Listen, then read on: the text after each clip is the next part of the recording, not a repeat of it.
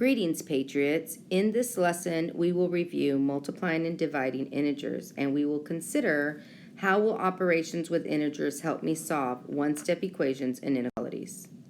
So, some of you brought this the triangle up in our last Zoom session together. And so yes, this is a really great strategy to use just to help us remember our rules.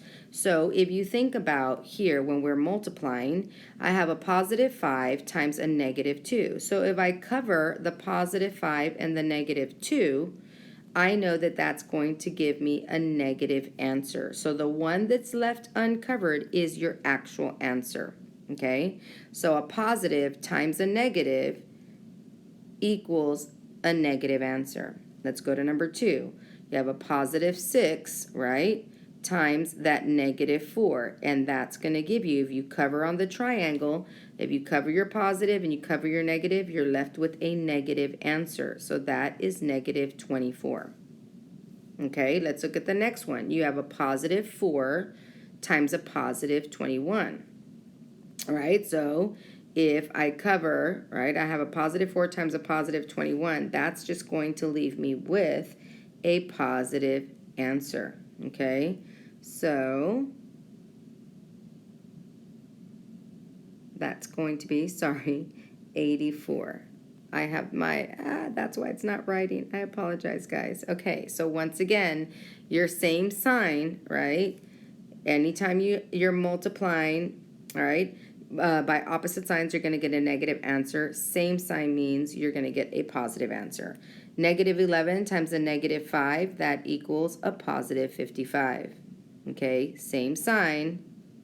Again, same sign equals a positive answer when I'm multiplying or dividing. Opposite signs will give you a product or a quotient that is negative, okay? So negative 6 times a positive 5, those are opposite signs. I'm going to get a negative 30. Negative 50 times 0, well, that gives me 0. And just as a reminder, 0 is neither positive nor negative. It is a neutral number, so we do not add a corresponding sign to that. Let's do a little bit of division using our triangle strategy. Again, a negative divided by a negative is equal to a positive 8. So once again, same sign is going to equal a positive answer. Opposite signs in this case is going to equal a negative answer.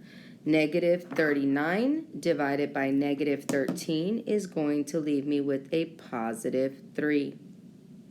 Negative 121 divided by 11 is going to equal a negative 11 because I have opposite signs. Negative 48 divided by 12 is going to leave me with a negative 4 because I have opposite signs. Negative 35 divided by 7 will leave me with a negative 5. And negative 38 divided by 2, or half of that, would equal negative 19. So remember, okay, if you cover up a negative and a positive, right, you'll get a negative answer. So opposite signs are going to give you that negative product or quotient if you're dividing. Same signs will always, whether it's a negative times a negative or a positive times a positive, you will get a positive integer. All right, Patriots, your turn. You will have an opportunity to practice this in class, so please do your best and follow your rules. Have a great day.